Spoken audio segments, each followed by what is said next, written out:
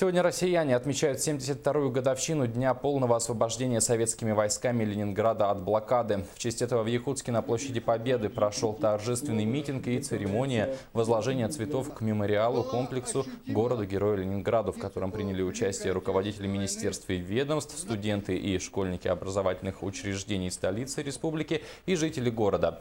В 1941 году немецкие войска развернули военные действия на подступах к Ленинграду, чтобы полностью уничтожить город. А 27 января 1944 года советские войска полностью сняли длившуюся 900 дней фашистскую блокаду города.